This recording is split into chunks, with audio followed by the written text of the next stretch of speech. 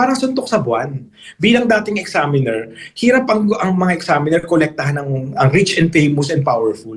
At ang sinasabi mong kolektahan, sila mismo, the rich and powerful. So, kung yung unexplained wealth nga, hindi ma-assess ni BIR, yun pang wealth tax. So, parang sa akin, i-lift muna ang bank secrecy, siguraduhin na may datos or asset database ang gobyerno sa lahat ng pagmamay-ari ng mayayaman. At paano natin ma-assess yung mga nailabas na sa bansa? Yung nasa Cayman Island, Bahamas at iba pang tax haven. Kasi yun yung totoong yaman nila. Kung ang pinagbabasihan natin Forbes magazine na estimate lang yung net worth, paano mo i-assess yun? Baka i-demanda lang tayo ng mga to sa korte at tulad ng malalaking kaso ng BIR, hindi, natatalo lang din sila dahil sa kulang sa ebidensya at hindi sapat yung batas para habulin yung mga mayayaman at makakapangyarihan. So para sa akin po, okay ang wealth tax pero wag nating madaliin. Siguraduhin handa tayo, kung hindi baka ito ay administrative failure. Kumbaga ngayon pa lang mukhang doomed to fail na. Dapat handa tayo at talagang ma-empower natin yung BIR. Yung corruption lang sa BIR, hindi pa na-address. Tapos gusto mo pang habuli. Kung bayaran lang sila ng 1 million, wala na, tapos na yung kaso. So siguraduhin natin ma-address muna natin itong mga loopholes na to, yung mga corruption issue at inefficiency, bago natin i-implement ang wealth tax. Pero sang-ayon tayo dyan, wag lang ngayon, hindi lang ngayon. Wrong timing. So, meron pong panukala ngayon po, si Congressman Leandro Leviste na hinihimok na yung savings daw po para po dito sa pag-host natin sa ASEAN Summit ngayong taon ay magamit for oil price relief. According dito kay Congressman Leviste, last 2025 naglaan ng 5.4 billion pesos para sa ASEAN Summit. 2026 preparation, habang for 2026 kasama sa GAA ang nasa mahigit 17.4 billion, so umaabot ng nasa 22.9 billion pesos. Ayaw naman niya na i-cancel yung pag-host, pero pwede naman daw na mag-host pa rin sa cost efficient manner. Anong nakikita niyo po rito? Sang-ayon tayo doon, pwede namang maging hybrid para hindi lahat bongga at in-person. Lalo na siyempre, logistically napakagastos niyan, no? So sa tingin ko naman ang mga ASEAN member countries ay sasang-ayon dito kasi makakatipid din yung mga delegations, di ba? Kasi buong taon ito. So kung ngayon pa lang sisiguraduhin natin na mabawasan na yung mga in-person at maging hybrid ito, malaki yung matitipid at maaari nga po itong i-reallocate. Pero ulitin ko po, maraming pondong gobyerno. Hindi ko naiintindihan kung saan nanggagaling walang pondong gobyerno. 6 trillion yung in-approve na pondo this year, and ang paraang sa akin, dapat magtipid ang gobyerno, hindi lang kung ano yung obvious. Kasi yung ASEAN medyo obvious dahil ongoing siya, lagi siyang nasa mainstream media, pero maraming pondo ang gobyerno, marami tayong utilized budget sa different agencies, mga confidential funds. At even si Congressman Leandro, meron siyang penalty na dapat bayaran sa Department of Energy. So sa tingin ko maraming sources of income ang gobyerno na dapat tutukan para maibigay sa taong bayan. Hindi tayo dapat namumulitika at ang naiiwan habang nagbabangayan ng mga politiko na nag-aabang ang taong bayan sa subsidy o sa tulong mula sa gobyerno. Ulitin ko po, hindi lang po yung most vulnerable, kasama ang MSMEs, kasama ang ating mga empleyado, kasi nahihirapan na rin po sila. Tumaas na lahat ang presyo. Kahit sabihin ng DTI na hindi tumaas ang presyo, tumaas na po lahat ang presyo. Nabanggit din niya yung 28 billion pesos na traveling expenses, 14 billion pesos representation expenses, 11.6 billion pesos sa confidential and intelligence funds, 2.46 billion pesos ng Presidential Communications Office at bilyon-bilyong pisong ginastos para sa social media trolls daw. And meron pa siyang dinagdag na hinihimok na bawasan yung VAT natin at gawin na lang 10%. Ano pong masasabi niyo po rito? Ay sinasang-uyunan po natin yan.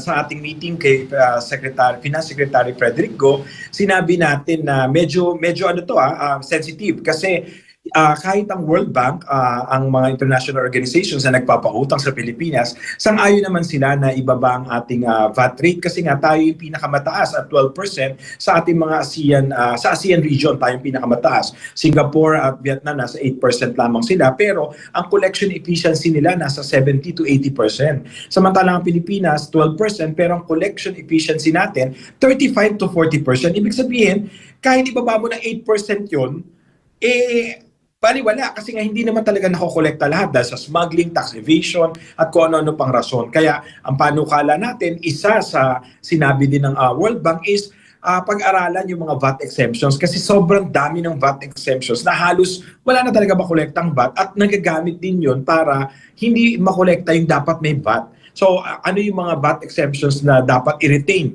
Siyempre yung basic goods, pagkain, gamot, okay lang yan na may VAT exemption, edukasyon.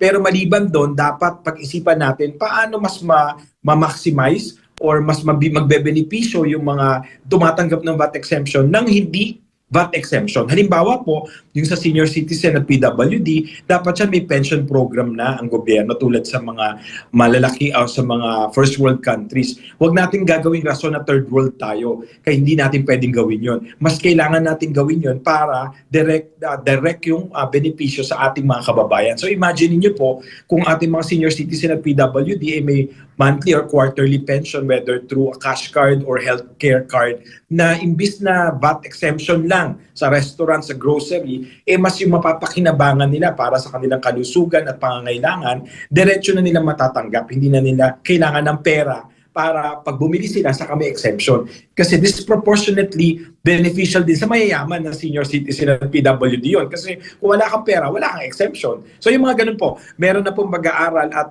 ito po ay pinag-aaralan na rin ng Department of Finance. Hindi ko lang alam kung mapaprioritize nila yung reduction ng VAT kasi nga po, nasa crisis tayo na mahalaga yung pondo ng gobyerno at kahit na sinasabi natin na corruption pa rin yung biggest revenue loss, ayaw naman nating pahabain yung sources ng revenue loss. Hanggat maaari po talaga magtipid, mag-reallocate ng budget. At yun na nga, ang BIR ay mas mangolekta doon sa mga hindi nagbabayad ng buwis, sa mga unexplained wealth, para masigurado natin na mapondohan natin yung pinakapangangailangan sa gitna ng krisis. Ulitin ko po, una, i-secure ang supply.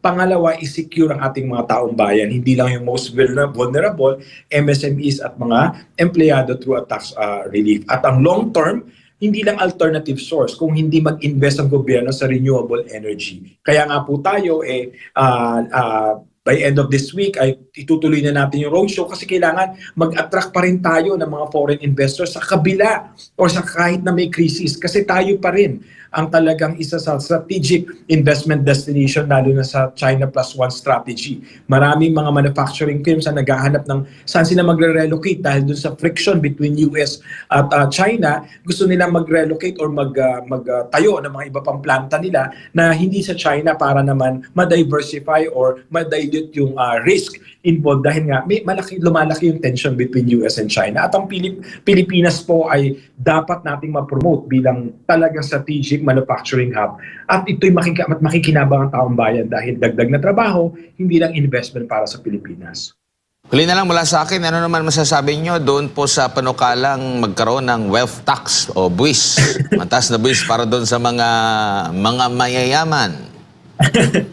Ako ang tanong ko, sino ba'y mayayaman? Ang basehan na naman natin, Forbes Magazine. Wala naman datos ang gobyerno. Una, dapat ang gawin muna natin, kung seryoso tayo, sang-ayon ba ako sa wealth tax? Oo. Pero ito ba yung makukolekta ngayon sa gitna ng krisis tulad ng sabi ng mga ekonomista at ni Professor Monsod? Parang suntok sa buwan. Bilang dating examiner, hirap ang mga examiner kolektahan ang rich and famous and powerful. At ang sinasabi mong kolektahan, sila mismo, the rich and powerful. So, kung yung unexplained wealth nga hindi ma-assess ni BIR, yun pang wealth tax. So parang sa akin, i-lift muna ang bank secrecy, siguraduhin na may datos or asset database ang gobyerno sa lahat ng pagmamay-ari ng mayayaman. At paano natin ma-assess yung mga nailabas na sa bansa? Yung nasa Cayman Island, Bahamas at iba pang tax haven. Kasi yun yung totoong yaman nila. Kung ang pinagbabasihan natin Forbes Magazine na estimate lang yung net worth, paano mo i-assess yun? Baka i-demanda lang tayo ng mga to sa korte at tulad ng malalaking kaso ng BIR, hindi, natatalo lang din sila dahil sa kulang sa ebidensya at hindi sapat yung batas para habulin yung mga mayayaman at makakapangyarihan. So para sa akin po, okay ang wealth tax pero wag nating madaliin. Siguraduhin handa tayo, kung hindi baka ito ay administrative failure. Kumbaga ngayon pa lang mukhang doomed to fail na. Dapat handa tayo at talagang ma-empower natin yung BIR. Yung corruption lang sa BIR, hindi pa na-address. Tapos gusto mo pang habuli. Kung bayaran lang sila ng 1 million, wala na, tapos na yung kaso. So, siguraduhin natin ma-address muna natin itong mga loopholes na to, yung mga corruption issue at inefficiency, bago natin i-implement ang wealth tax. Pero, sang-ayon tayo dyan, wag lang ngayon, hindi lang ngayon, wrong timing. Habulin muna natin yung, i-assess muna natin lahat ng mga corrupt na politiko, yung mga unexplained wealth nila. Kasi Al Capone case, mahirap silang kasuhan ng graft and corruption at iba't ibang krimen, even murder. Pero ang tax evasion, prima facie evidence po ang unexplained wealth. Sa liit ng sweldo nila, kung ganito ang antas ng pamumuhay nila, lavish lifestyle, mga anak na nag-aaral sa abroad at mga travels nila, madali pong i-assess yan as tax evasion. At yun po ang dapat ginagawa ni BIR kasi hindi lang ito politika na para kasuhan sila at hindi na sila makatakbo sa susunod na eleksyon. Hindi po. Collection pa rin po to, revenue po para sa gobyerno kung ma-assess itong mga to dahil wala silang laban madali silang makakasuhan ng tax evasion kung may political will at talagang yun ang magiging focus ni BIR. Hindi yung tayo ang ina-assess ng mga MSMEs or mga foreign investors ang pinagdidiskitahan ni BIR. So yun panawagan natin kay BIR Commissioner Charlie Mendoza. Pero wealth tax right now, wrong timing po. Balik si Jade po ulit ito, Sir Mon. Ang problema nga natin ngayon, yung mga involved dito sa korupsyon, mga matataas na opisyal, sa tingin mo madali ang mahabol ng BIR? Alam mo, yan nga yung sinasabi ko, Jade, ayokong i-put on the spot si Commissioner Charlie Mendoza kasi yung huling commissioner na sumang-ayon sa akin natanggal Naalala niyo si Commissioner Lilia Guillermo? Sinang-ayunan niya yung interview ko nung sinabi kong dapat kolektahin yung unpaid estate tax ng mga Marcos. nung sinang-ayunan niya ako, the following month, napalitan siya. So ayokong ilagay sa hot seat si Commissioner Charlie Mendoza. Pero sa tingin ko, challenge ito para sa presidente kung talagang seryoso siya na, diba sabi niya, mahiya naman kayo. Kung talagang gusto niyang i-address tong corruption kasi sa tingin ko, kamag-anak niya, isa sa pinaka-mataas yung posisyon na dapat ma-assess dito. At kung ito kung hindi gagalaw ang baso, mukhang na-protection ng politika. At basa ng taong bayan yan. So sa akin, yun ang panawagan ko. At sumulat na tayo kay Presidente Marcos, kay PBBM. Sinabi natin na sana panagutin talaga. Sa akin, hindi na yung flood control kasi iwalay na investigasyon yon at hindi ko expertise yun. Pero yung tax evasion, malinaw na malinaw pa sa sikat ng araw, Jade. Lahat ng involved sa flood control may possible tax exposure. Posibleng lahat sila ay guilty ng tax evasion. Hindi lang si Diskaya. Kasi parang paulit-ulit na pinipress release ng BIR yung kinaso nila kay Diskaya. Bakit lagi yung nasa gitna o yung maliit? Nasaan yung nasa taas? Ba't walang kaso si Saldico? Bakit walang investigasyon kay Martin Romualdez? I mean, hindi ito politika kasi sila yung involved dun, sila yung na-implicate, di ba? Sige, hindi man sila, wala mang ebidensya to directly implicate them sa flood control. Ang tanong ko po, yung 1,000 increase ba sa net worth ni former House Speaker Martin Romualdez is justifiable? May income tax return po ba yon sa loob ng ilang taon? Kung lahat naman po nabayaran ng income ng tax, makikita ni BIR yun. Si BIR lang pwedeng magsabi nun kasi wala naman po tayong access doon. Pero yung SALN niya mismo po ang nagpapakita na more than 1,000% ang in-increase ng kanyang net worth. So, yung mga ganun. So, dapat yun iniimbestigahan. Hindi lang dahil siya yung pinupuntirya sa flood control. Lahat sila, even mayor, congressman, kasi even sa probinsya, Jade, alam ng mga kababayan natin yan. Ang pinakamayayaman at may may-ari ng mga negosyo, mga lupa, ay mga mayor at congressman. So dapat i-assess lahat yan kasi kung hindi ito base sa kanilang kinita na nabayaran ng buwis, kahit pa nakadeklara sa SALN yan, kasi pwede naman nilang dinoktor din yung SALN, ang lagi pong panuntunan dyan, nabayaran ba ang buwis? Kasi ang mga manggagawang Pilipino, bawat pisong kinikita, nagbabayad ng buwis. Walang dahilan para ang mga makakapangyarihan, nasa posisyon, nasa gobyerno, kahit House Speaker ka pa, o Cabinet Secretary ka, o even Vice President o Presidente ka pa, hindi ka pwedeng kumita, magkaroon ng yaman na hindi nabayaran ng buwis. Pag sinabi mo namang ito ay binigay sa'yo, may donor's tax yun. Pag sinabi mong minana mo, may estate tax yun. Walang lusot. Bilang pong tax advocate, sa akin, malungkot na yung maliliit na habol ng BIR, napapadlakan ang tindahan, nakakasuhan, pero itong mga makakapangyarihan ay namamayagpag at hindi naman nagbabayad ng buwis, ninanakawan pa tayo. Kaya ulitin ko po, mas magandang source ng revenue ngayon at makakatulong para ma-regain ng presidente ang trust ng taong bayan, pakasuhan, paimbestigahan yung mga may unexplained. At marami po sila. Kung gusto po niya, isa-isahin ko po. Yung problema nga, ang masaklap nito, Sir Mon, hindi lamang si Romualdez, Zaldico at iba pang mga nabanggit po ninyo yung inaakusahan ngayon. Mismo, yung Pangulo, ang dawit nga dito sa aligasyong korupsyon.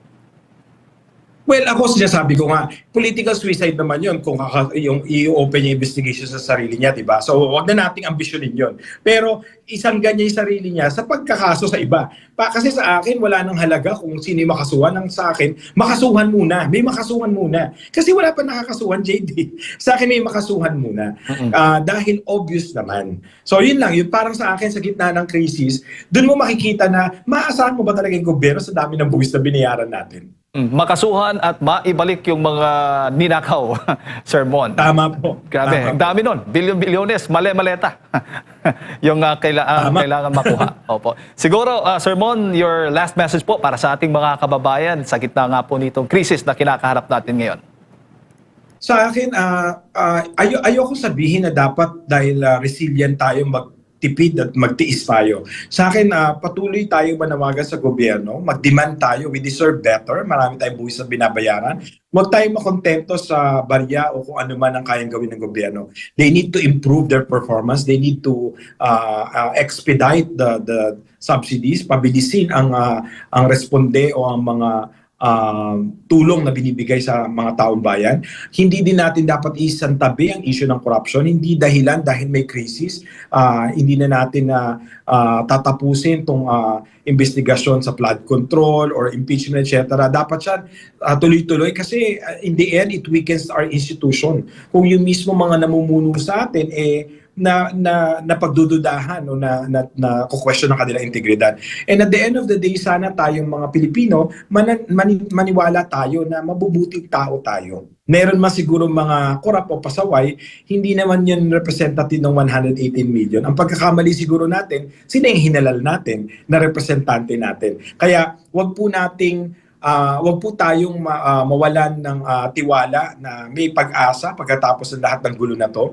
Katulad po ng sinabi ko sa inyo, bago matapos ng linggo na to, itutuloy na namin yung roadshow namin sa Asia, Vietnam, China, Hong Kong, Taiwan, then Australia, then US, and Canada and Europe. Patuloy nating ilalako ang Pilipinas sa ating mga foreign investors. Kasi lahat ng gobyerno, lahat ng bansa may problema. Huwag natin masyado i-dramatize yung problema natin. Dapat nating solusyonan. Kaya tayo patuloy na nakipag-ugnayan sa gobyerno, nagbibigay ng mga tax policy proposal, pero hindi natin din dapat palagpasin yung mga issue ng korupsyon o pang-aabuso sa gobyerno. Kasi nababaliwala yung mga nakukolekta nating buwis kung nanakawin nila at hindi sila mapaparusahan. Pero hindi rin ito dahilan para hindi natin i-promote yung Pilipinas kasi dapat forward-looking din tayo. At alam ng mga investors sa buong mundo na may mga challenges ang bawat bansa. Ang mahalaga sa kanila, sabi nga nung economic minister ng Japan Embassy, natutuwa sila na naririnig nila yung mga issue nila sa aking mga interview, sa mga nababasa sa mga articles ko, but at the same time, patuloy yung ating pagpropose ng mga solusyon. Kasi dapat ganun yung perspective, hindi lang tayo kritiko o basher. Dapat tumulong tayo sa gobyerno at paalam natin sa gobyerno kung paano nila tayo mas mapagsisilbihan. At pagka politika na, medyo preno tayo kasi minsan doon nauubos yung lakas natin. Kung pinagtatanggol natin itong politiko na gusto natin, sisiraan natin o paulit-ulitin natin yung mga ayaw natin doon sa hindi natin gustong politiko. Pero in the end, sila yung nasa gobyerno, dapat lahat sila nagtatrabaho. Lahat sila naglilingkod sa atin. Lahat sila gumagawa ng solusyon. Whether presidente, vice-presidente, Speaker of the House, Senate President, Mayor, Congressman, lahat po sila inihalal natin para paglingkuran tayo. Kaya pag pumili ka ng kulay o partido, ikaw mismo kinompromiso mo yung dapat nakukuha mong benepisyo sa gobyerno natin. At laging sinasabi na we get the government we deserve. Baka kaya ganito tayo kagulo kasi yung isip din natin at yung paninindigan natin magulo din. Baka dapat yun na siguraduhin natin. Ang puso ba natin para sa bayan o para sa isang politiko? Ang puso ba natin para kay Marcos o kay Duterte o para sa Pilipinas? Kasi hindi dapat tayo namimili ng politiko. Kahit pa kay Lenny ka, kay Sara ka, o kay Bongbong ka. Kapag hindi maayos ang gobyerno, tayo ang nasasakripisyo, tayo ang nahihirapan. Kaya yun po, panawagan ko sa ating mga kababayan, magtulungan tayo. Hindi lang magkaisa na parehas ang opinion. Okay lang magkakaiba ng opinion. Pero ang issue, hindi dapat binubura o tinatago. Dapat ito ina-address at sinusolusyonan.